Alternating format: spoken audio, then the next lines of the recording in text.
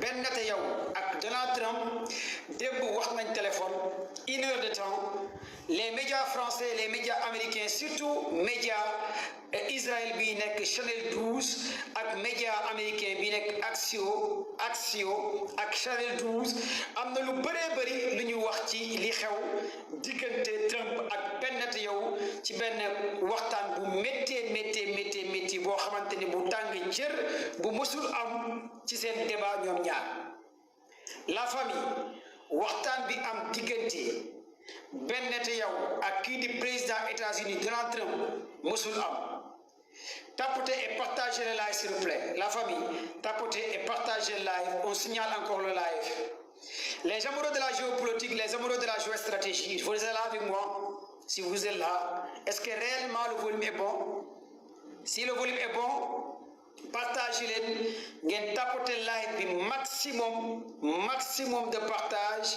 tapoter et partager maximum le live de commando de Baye nagaaw na ko daal bu baax a baax partagez leen mu gaaw s'il vous plaît d'abord fi may tàmbalee mooy on passe li may wax nag dama bëgg ngeen déglu ma li may wax du neex li may wax dina leen tiital li may wax dina leen jaaxal mais li ma nar a wax aussi ça fait peur parce que xam naa foofu la ñu jëm ci guerre bi à chaque fois nag dama leen di wax li nga xamante ne moo nar a xew moo nar a am te damay alerter li nga xamante ne fa la ñu jëm ci guerru Iran bi ak États-Unis ak Israël gars yi partagé li mu gaaw ba léegi on signale le live te li may wax njortu naa balaa tabaski wala après tabaski dinañ ci dugg te buñ ci duggee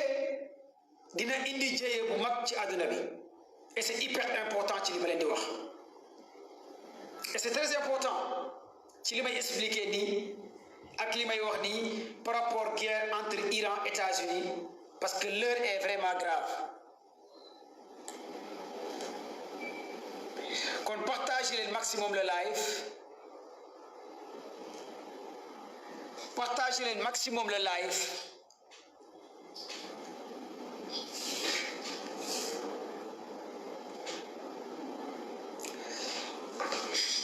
partagez leen maximum le live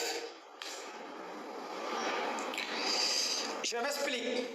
gars yi tapotez et partagez le live yéen ñëpp xam ngeen que ne kii di Ben Netanyahu démb jot na wax téléphone ak ki nga xamante ne mooy le président États-Unis Donald Trump lan la ñuy wax ci téléphone TikTok merci l'assistance technique TikTok de sécuriser et de bien protéger notre live partagez leen gars yi tapotez partagez le live que TikTok sécurise et protège bien notre live donnez des fleurs des cadeaux des cœurs mes amis mes followers partagez maximum le live s'il vous plaît maximum lan la ñuy waxtaan ci téléphone mooy on passe à une guerre nucléaire une éventuelle guerre nucléaire moo nar a am envers Iran ak États-Unis ak Israël yàgg naa fi wax bu Israël jaaxle dina utiliser arme nucléaire envers Iran yàgg naa di leen ko wax fii ci sama live yi ma leen bu Israël jaaxle bu États-Unis jaaxle dinañ utiliser arme nucléaire envers Iran combien de fois laa ko répété fii wala bu ñu utiliser wul arme nucléaire envers Iran dañ utiliser des armes à placement envers Iran ay armes yoo xamante ne sont des armes non conventionnelles la gars yi pare pour utiliser ko ci kaw li nga xamante ne mooy lii di Iran te foofu nag la ñu jëm parce que su ngeen xoolee waxtaan bi Trump waxtaan démb ak kii di Ben Netanyahu premier ministre Israël waxtaan bi lu ci ëpp foofu la jëm premier ministre Israël bi Ben Netanyahu su ko Trump toppoon tey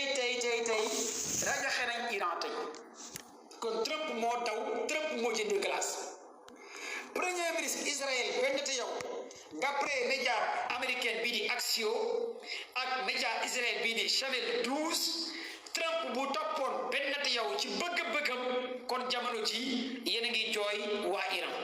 yéen a ngi jooy lu bëree bëri ci waa Iran parce que ay millions doomu aadama ñooy ñàkk seen bakkan ca Iran. Encore je m'explique ba léegi nag ba léegi nii may wax ak yéen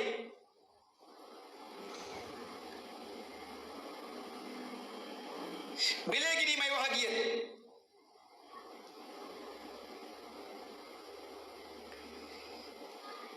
ba léegi nii may wax ak yéen pour ngeen war a comprendre l'heure est vraiment grave les jours qui viennent entre Iran États-Unis ak Israël l'heure est vraiment grave parce que àgg nañ ci négociation yi foo xamante ne kenn d'accordul pour céder Iran bàyyiwul États-Unis bàyyiwul te conversation téléphonique bi benn te yow am ak Trump dafa d'accord ñu jàll par la voie diplomatique ñu négocier ñu bàyyi lale Iran mais kii di benn te yow d'accordul ci décision bi nga xamante ne moom la président États-Unis bi jël président États-Unis bi d'accordul ñu utiliser ay armes nucléaires ay armes à phosphore blanc envers Iran Donald Trump d'accord mais benn te yow d'accord na ñu utiliser ay armes yu doy waar ci kaw lii di Iran lii nag moo tax ma wax leen mbir mi dina dégénérer yàgg naa di fi wax mbir mi dina dégénérer mais ils ont été obligés parce que dañoo jaaxle jamono ji envers Iran kon ñoom lu ñu soxla mooy utiliser arme nucléaire envers Iran lii la États-Unis ak Israël di teg jamono ji may wax ak yéen Israël nag moo bëgg ñu utiliser arme nucléaire envers Iran président États-Unis d'accord waxtaan bi nga xamante ne waxtaan nañ ci téléphone plus de 1 heure de temps ñoom ñaar média américain bi di Axios relayé ko ak média Israël bii di Channel 12 wax ko mooy ñoom ñaar dañoo commencé xuloo ci téléphone parce que ndigal la benn te yow soxla woon pour ñu jox ko mu bombarder Iran démb président États-Unis bañ Donald Trump dafa bañ parce que cette fois-ci lan moo tax Trump bañ dinaa leen expliquer d'après les renseignements américains rapport bu ñu tegal Trump ci table bi Iran dafa pare dugal guerre bi Europe day bokk ci guerre bi cette fois-ci Allemagne Iran pare na pour bombarder Allemagne France Britannique Angleterre tous ces pays yi nga xamante ne dañuy jël les bases militaires américaines cette fois-ci Iran da leen di bombarder kon lii mooy li rapport bi Pentagone teg ci table bi cette fois-ci Iran buggul yemale guerre bi kese ci Moyen-Orient ci région bi loolu nag lu bees tàq la loo xamante ne yéen da ngeen a yaakaaroon guerre bi ay Qatar la yem ay Émirats arabes mais cette fois-ci d'après les renseignements américains Iran dafa bëgg a laal lii di anglais yi laal lii di allemand yi laal lii di français yi fépp foo xamante ne daal ay bases militaires américaines nekk na fa les avions américains dañu fay décoller war a bombarder Iran dafay bombarder est-ce que vous m'entendez même la Turquie 3 fois la Turquie Iran autorisé wul cette fois-ci Turquie ay B2 B52 F-35 américains yi di décoller fi nga xamante ne mooy Turquie mooy lii moo commencé chambouler attaque bi États-Unis bëgg a attaquer li nga xamante ne mooy Iran cette fois-ci li change ci guerre bi mooy rapport bi Pentagone jox Trump boo gisee gars yi di négocier ba léegi nii parce que Iran dafa bëgg a yaatal cette fois-ci guerre bi la famille est-ce que vous êtes là avec moi si vous êtes là avec moi partagez maximum le live parce que nee naa leen on passe à une guerre nucléaire on passe à une guerre avec des armes à plasma dinaa leen expliquer ay armes à plasma mooy lan, des armes à phosphore blanc mooy lan, des armes conventionnelles, il y a des armes conventionnelles et des armes non conventionnelles parce que tout ça ce sont des stratégies de guerre boo xamante ne guerre bi dafa àgg benn niveau boo xamante ne les Américains ils n'ont pas le choix te waxoon naa leen fii États-Unis amul choix, ils ont été obligés dinañ guerre en Iran avec Iran. Négociation yi ay tàppale la ay caaxaan la mais gars yi dinañ laale ak Iran. Président Iran bi nag Pezeshkian tey am na lu mu wax. Président Iran bi lan la wax dafa ne lu mu tweeté tey écarté wu négociation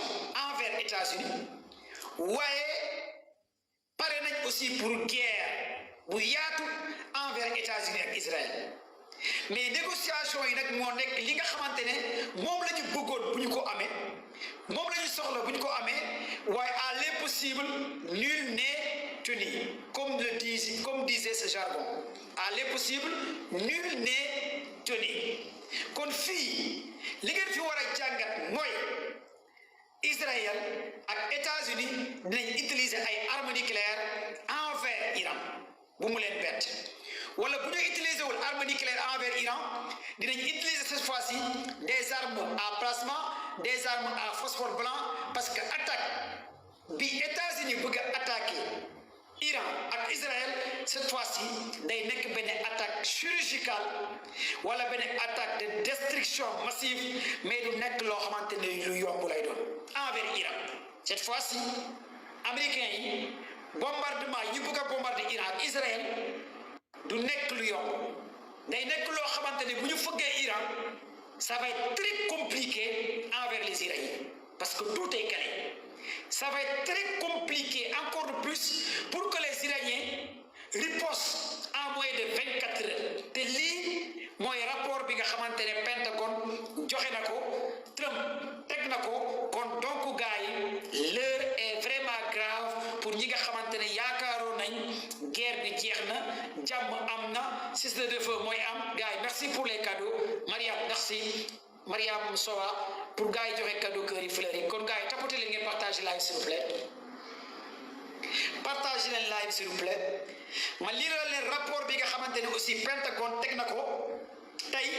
jox na ko Trump pour une éventuelle attaque ban xeetu attaque bu nekkee nar na am lan la ñuy def.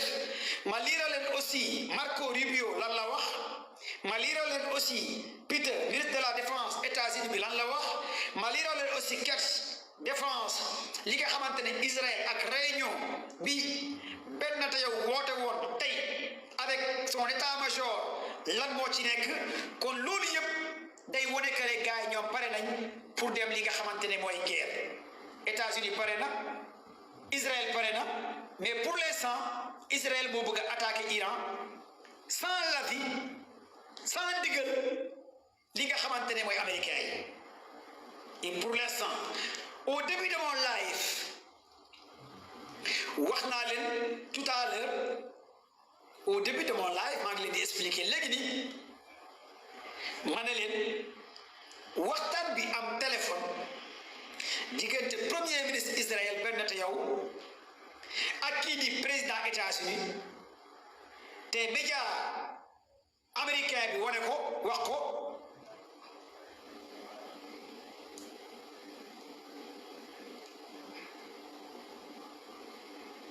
Axios ak média américain bi Axios wax ko ak média Israël Channel 12 wax ko mooy que ne Benjamin Netanyahu dafa bëggoon Trump jox ko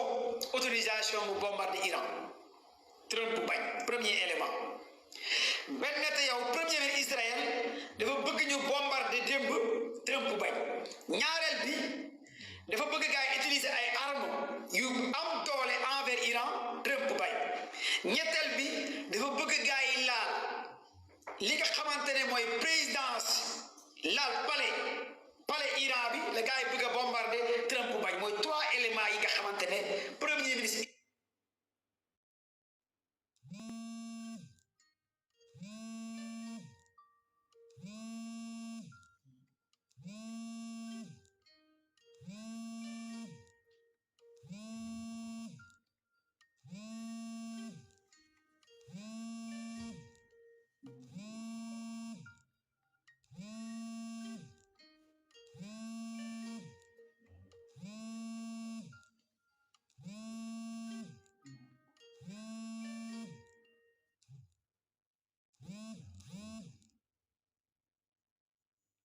aadama ca Gaza loolu la bëgg a def ca Iran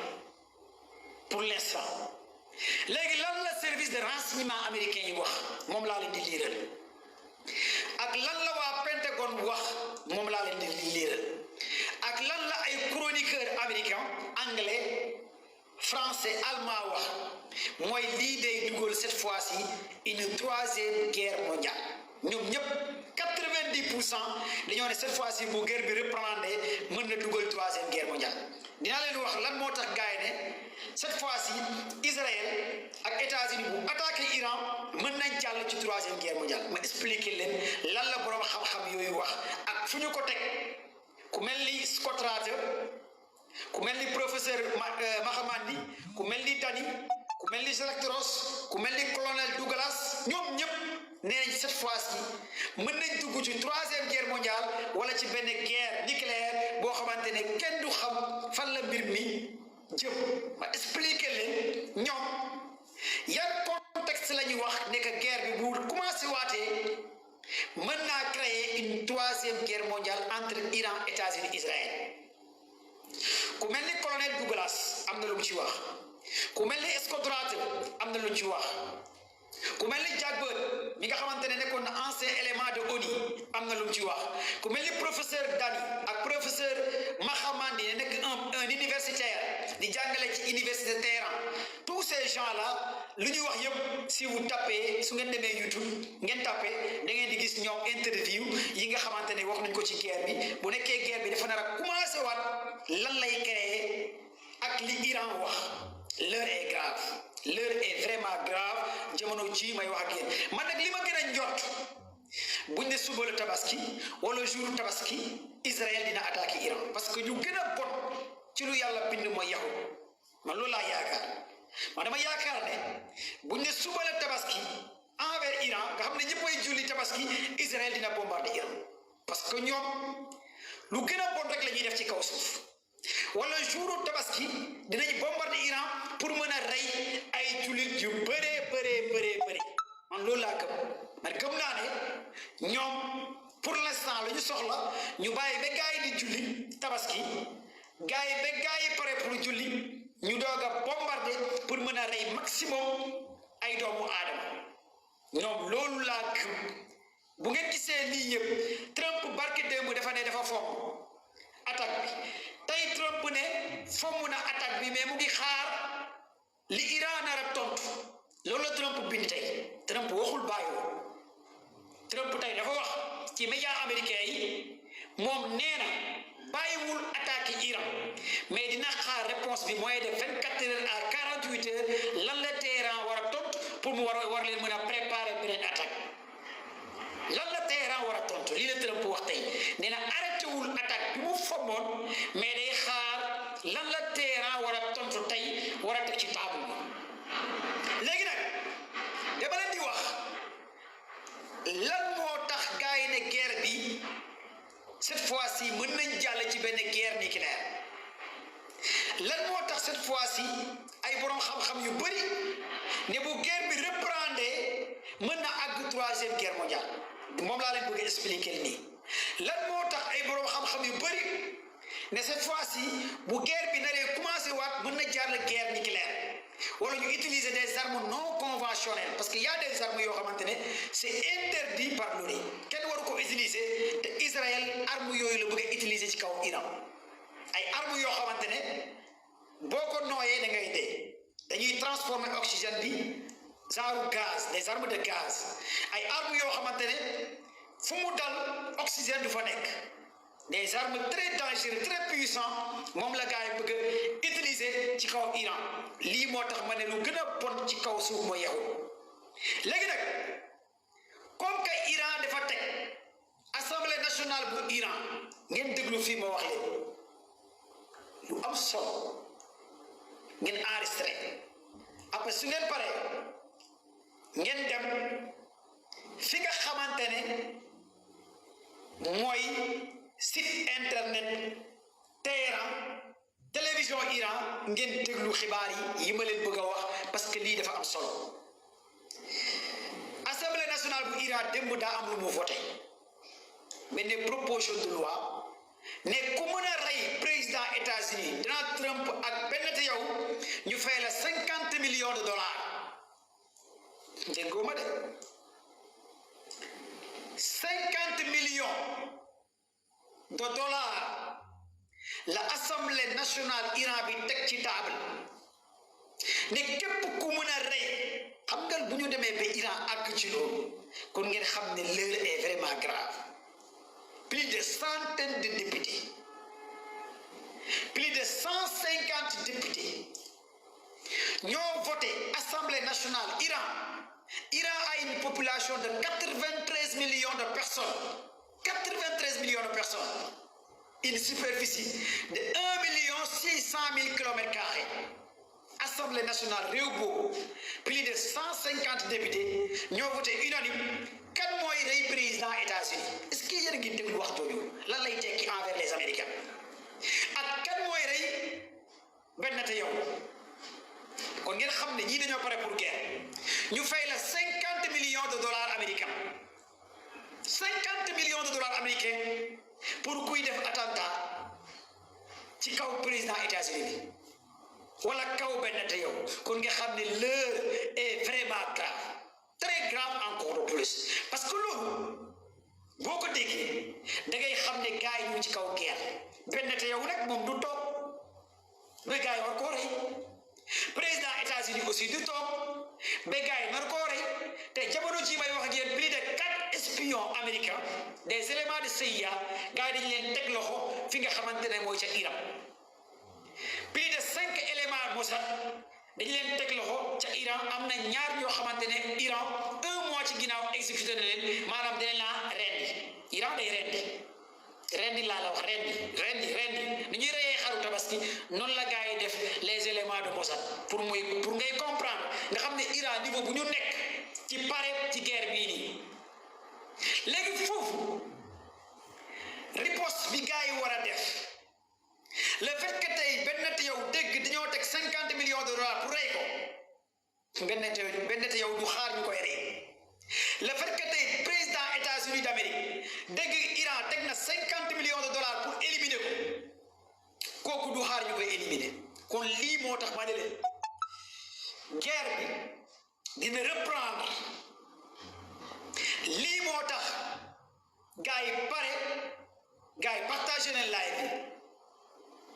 Partagez le live s'il vous plaît. Vous êtes combien de personnes sur le live? 1500 personnes en direct. Commando de Biden. Lire rapport Pentagone bi de. Lire rapport les grands chroniqueurs yi nga xamante ne ñoom nee nañ mën nañ jàll ci 3e guerre mondiale semaine yi di ñëw yàlla nañ ci yàlla musal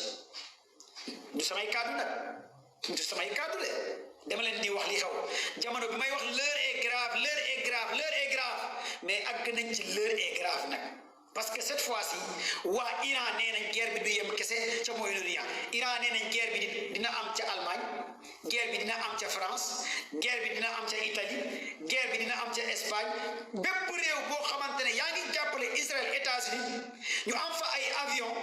yi war a décoller Iran nee na seen missile yi dina àgg ci réew yooyu kon ngeen xam ne l'heure est vraiment grave c'est très important pour ngeen xam ko est-ce que vous m'entendez bépp réew boo xamante ne États-Unis am na fa ay bases militaires alors que les avions B2 B52 di def ay gros bombes GBI dañuy décoller ces bases européennes kon toute l'Europe Iran da koy bombarder bépp réew Europe bu autorisé américains yi décoller avec ses avions di attaquer Iran avec ses missiles Tomahawk Iran day wàccee réew boobu leer na wala leeru Iran day wàccee ses ambassades fu ñu mënti nekk nag Iran da leen di laal kon ngeen xam ne dañuy jàll ci benn éventuel mooy traité 4-5 bu OTAN traité 4-5 moo boo attaqué benn réew boo xamante ne bokk na ci OTAN réew yëpp dañu lay sosoo te loolu nag boo jëlee ku mel ni Galactoros un grand professeur universitaire li mu wax nga jël ku mel ni le colonel Douglas nga jël ku mel ni Jack Byrd ki nga xamante ne nekkoon un colonel nekkoon un agent de ONU liggéey ci ONU nga jël ku mel ni Scott Rattle ñu tout ça est-ce que Rata nekkoon un ancien agent de CIA nga jël ku mel ni professeur Dadi nga jël ku mel ni Mahamandi un grand professeur di jàngale science politique ci université Téhéran te mu àndoon ak délégation Iran bi demoon ca Islamabad nekk un grand boucher koo xamante ne bind na plus de 5 livres ci wàllu l'art de guerre tous ces éléments ñoom lan la ñuy wax ci lu nar a xew ñoom dañoo ne guerre bi bu ñu jàllee ci guerre Iran dina dagg tous les câbles sous-marins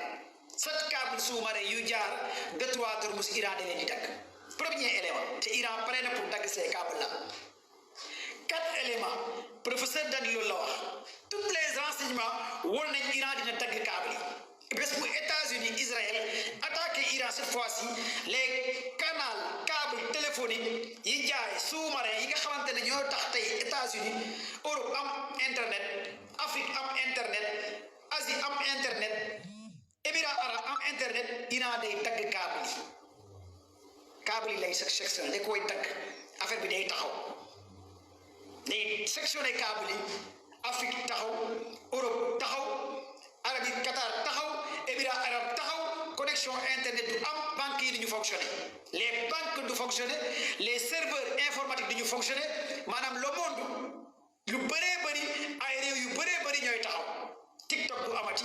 Microsoft du amati serveur yi du ñu amati lu bëree bëri jafe-jafe connexion internet mooy am te Iran day dagg ces câbles la bu États-Unis Israël attaqué Iran attaque bu métti Iran câble yi lay dagg te loolu professeur yu bëri wax nañ ko boroom xam-xam yu bëri wax nañ ko moo tax dañoo war a jàll ci benn crise bu am doole fa la adduna bi jëm adduna bi dafay traversé benn crise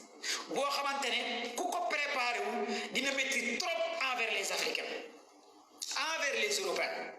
aussi envers les Émirats arabes yàlla bu mu am mais nag préparez-vous parce que fa lañ jëm crise boobu fa lañ jëm parce que xalaat leen yéen bu ñu toogee ñu ne banques yi amaguñ connexion kenn mënut a fayeeku ci yenn grand banques yi ñu toog ñu ne internet amul ñu toog ñu ne connexion bi doxul transaction ay Wave Orange Money ak nangam dara amatul ñu toog ñu ne weer jëm nga war a fayeeku sa banque ñu ne serveur bi doxul mais fan la adduna bi jëm parce que internet bi jaar ci câble yi moo nekk internet bi doxal réewu Afrique yi réewu européen la moitié ak réewu asiatique yi kon fan la adduna bi jëm te Iran pare na pour sectionner ces câbles là bu ko États-Unis ak Israël bombardé yenn bombardement yu métti rey fa ay nit ñu bëri Iran day tagg câble yi te loolu moo tax démb mu wax leen pourquoi Trump ak Bennett yow xuloo ci téléphone bi xam nga fii nag mooy fii lan nga ciy jàngat mooy Trump doful xam na ne fu ko Bennett yow bëgg a dugal du fa dugg te Bennett yow bëgg na taal adduna bi kii kenn benn nit moo bëgg a taal adduna bi instant yi mooy premier ministre Israël nga tudd Bennett yow ngeen téye tur bi ngeen jàpp ko ku gën a bon ci lu yàlla bind moo bëgg a taal adduna bi parce que lii moo tax 1 heure de temps ñoom ñaar démb dañoo xuloo ci téléphone dinaa bombardé doo bombardé dinaa bombardé doo bombardé jox ma autorisation joxuma la autorisation jox ma autorisation joxuma la autorisation lii mooy seen waxtaan ñoom ñaar Bennett yow moom lu mu soxla moom bëggatul gis Iran di négocier moom fu bëggatul négocier ak Iran est-ce que vous m'entendez d'abord Bennett yow nee na bëggul négocier ak waa Iran xam nga kii dafa dof moom nee na Israël am na arme nucléaire États-Unis am na arme nucléaire nañ éliminer Iran mu jeex nañ raser Iran mu jeex Trump ne ko déedéet loolu du am boo raser Iran boo attaqué Iran amaana Iran am na leneen lu mu yor loo xamante ne kenn xamu ko Iran peut-être mën na yor arme nucléaire comme yow wala yor ay armes yoo xamante ne pour l'instant les renseignements américains xamuñ ko parce que les renseignements américains lu ñuy wax Trump dafa leer moom laa leen di wax mooy service de renseignement NCA FBI les éléments de Delta CIA tous ces renseignements yi nga xamante ne ñooy jox ay données Pentagone nekk benn branche armée au-delà de NCA au-delà de beneen renseignement bi nga xamante ne mooy Mossad bu Israël nga boole ci CIA nga boole ci FBI nga boole ci NIC tous ces renseignements lu ñu jox Trump mooy que ne Israël Iran pare na pour boole guerre bi européen yi réewu européen cette fois-ci ñoom nee nañ Iran dafa bëgg a yaatal guerre bi dugal ci réewu européen te catastrophe totale lay indi parce que dès l'instant que Iran bombardé Allemagne c'est catastrophe te américains yi seen base militaire seen avion yaa ngi allemand les B2 B52 les renseignements iraniens ñoom nee nañ États-Unis seen avion yaa ngi Allemagne les renseignements iraniens nee nañ États-Unis seen avion yaa ngi Turquie les renseignements iraniens nee nañ États-Unis seen avion B2 B52 yi def les gros bombes et les missiles Tomahawk ñu ngi France attention Sénégal yi nekk France maa ngi leen di siyaare bu baax a baax waaw xaw leen sori base militaire fu américains yi nekk seen avion yi ngeen xaw faa sori rek base militaire yooyu waaw yéen ñi nekk ca France fu avion base militaire américain yi fu ngeen gis avion américain xaw a jege bu ngeen mënee tuxu ngeen tuxu fan yi fexeel ngeen tuxu yéen Sénégalais yi nekk ci Angleterre aussi su ngeen jegee base militaire anglais yi fu avion américain yi nekk ngeen xaw faa sori Sénégalais yi nekk ci Allemagne bu ngeen jegee base militaire fi nga xamante ne foofu avion américain yaa ngi fa ngeen xaw faa sori parce que Iran pare na fu avion États-Unis nekk dans l'Europe war a décoller je m'explique dafa leer ñoom dañu wax lu leer nañ démb ak tey ñu ne cette fois-ci guerre bi du yimati ay Qatar xam nga yàgg ngeen di ma fi laaj ne ma pourquoi Iran bombardé wul États-Unis xam nga yàgg ngeen di demander loolu ñu bëri dañu ma doon poser ces questions nan ma pour ndax missile Iran yi lan moo tax Iran mënut a bombardé ay New York DC ay Washington ay nangam foofu nag la guerre bi jëm dama leen waxoon guerre bi daa am lu ñuy wooyee niveau 1 niveau 2 niveau 3 niveau 4 fu mu ne dañoo àgg ci niveau 4 guerre stratégie la niveau 4 bi mooy lan mooy tous les alliés de l'Iran dañuy bokk ci guerre bi cette fois-ci mooy Houthi nekk ci Yémen branche an-Nasrallah bi nga xamante ne moo jege Arabie Saoudite kon nga jàpp ne que cette fois-ci les Émirats arabes et les Saoudiens dinañ bu dugg ci guerre bi te Iran xam na ko moo tax barki dem ba ngeen gis ñetti drone la gaa yi fëkk fi nga xamante ne dans les Émirats arabes drone yooyu fan la bàyyee ko drone yooyu kan moo ko guidé drone yooyu kan moo ko utilisé mu fëkk ko les dépôts pétroliers les centres électriques pourquoi les drones dem ba ci les Émirats arabes di bombardé mais parce que loolu yëpp c'est un signal très fort envers les Émirats arabes unis signal la buy wax ne que guerre bi bu reprendre yéen di ngeen ci mucc yéen waa Émirats arabes waa Yémen ak branche am ñoo leen di faj-faj yéen waa Arabie Saoudite du ngeen mucc ci guerre bi yéen waa Arabie Saoudite du ngeen mucc ci guerre bi yéen waa Israël du ngeen mucc ci guerre bi ba léegi nii Hezbollah ñu ngi xeex jihad islamique ak mouvement paix bu nekk ca Irak gars yi pare nañ pour raad waa Hamas yu nekk ca Gaza ñoom aussi pare nañ pour jàppale lii di Iran lii nag mooy li nga xamante ne mooy li war a am kon donc li ngeen war a comprendre ak li ngeen war a xam tey li am comme xibaar le 20 mai l'an 2026 tey information yi nga xamante ne moo am tey le 20 mai l'an 2026 gars yi partagez le live s'il vous plaît on signale le live tapotez partagez le live gars yi tapotez ngeen partagez le live s'il vous plaît 21 mai l'an 2026 gars yi partagez le live bi tey le 21 mai l'an 2026 xibaar yi am tey laa leen di wax maa ngi ñëw ci Sénégal après Sénégal laay terminé xaw ma dialogue président Diomaye la xaw ma consultation la xaw ma recrutement la maa ngi ñëw léegi ci dialogue boobu xaw ma dialogue la médecin bi mooy consulter patient yi consultation au palais président Diomaye mooy docteur bi malade yi mooy opposition bi moom ñoom lay consulter palais xool ku ci feebar mu dugal la ci coalition bi ku ci feebar mbàyyi la nga dem wala dialogue la wala naxe la wala teg diil la maa ngi ci ñëw wala tàppale la wala caaxaan la waaw